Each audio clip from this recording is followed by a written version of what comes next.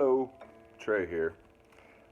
When most people think of guitar playing, they usually think of the instrument itself, um, the talent and dedication that it takes to play the instrument, and most importantly, the hands. It's the most noticeable part of your body whenever you're playing. Um, and while the hands are very important, it takes a combination of the hands, the wrist, the forearm, elbow, upper arm, shoulder, really the entire arm and the hands to make everything come together. Of course, then there's other systems involved, the eyes and nerves and brain and all that, but that somebody else will take care of that, I'm sure. So, uh, relative to the medical terminology, I would like to describe the way that many of these bones, muscles, tendons, and ligaments come together to make playing the guitar such an enjoyable thing for the player and the listener, of course. Um, the hand has 27 bones, which is most of any other single part of the human body. The phalanges, which are the finger bones, help manipulate things that we want to grasp in our environment. In this instance, the strings, individual strings, for doing things like finger picking.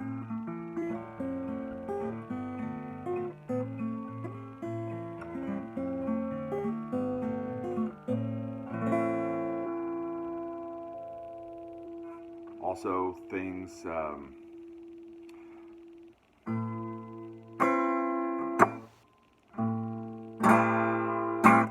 like knocking,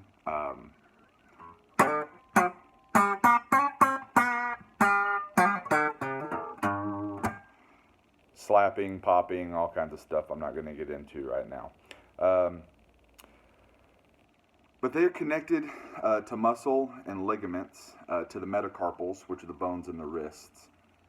And the wrist bones are connected to these metacarpals, which are these long bones in the top of the hand, and they also go through the bottom. At the bottom, on the palm side, they're covered in connective tissue, and on this side you have your knuckles, and then the metacarpals run down to the carpals again, which is the wrist bone. Relative to guitar, the fingers again manipulate the strings by picking or plucking them, and the muscles in the hand, in conjunction with the nerves, function as a percussive tool used for knocking, muting, or slapping the instrument. Inside of the carpal bones in the wrist, there is a carpal tunnel, which connects the forearm to the rest of the hand.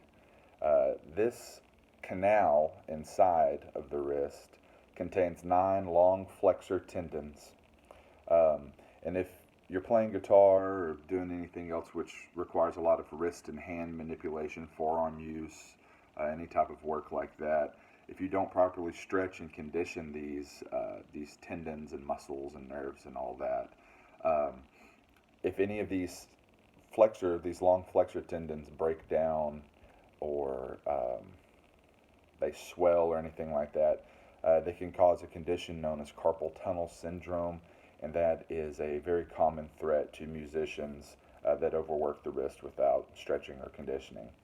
The wrist gives flexibility in strumming patterns um, and many other things. I mean, just to be able to hold your hands properly on the neck or any of that kind of stuff, the wrist is very important for that. But where the wrist is getting all of its power from is the forearm. The forearm consists of 2 long bones, the radius and the ulna, and together these bones allow the wrist to rotate. Um, Now, these bones are attached by muscles, these 3 main muscles that are all attached at the ulna, and these muscles are in the deep anterior forearm. There is the flexor digitorum profundus, the flexor pollicis longus, and the pronator quadratus.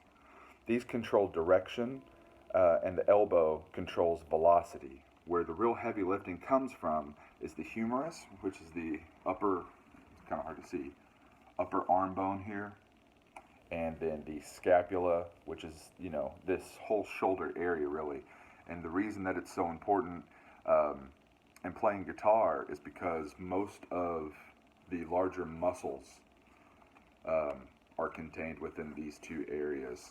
I'm a pretty big guy, so a lot of my playing, because my hands are so big and there's a lot of things I can't do with my hands, a lot of my playing or power comes from my upper arm. Anyway,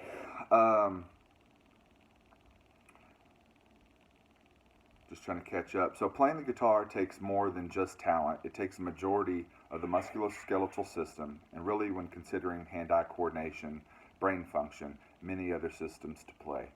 Hope I've given you guys a little bit of insight as to just some of the functions of the musculoskeletal system that's required in playing guitar. Thank you.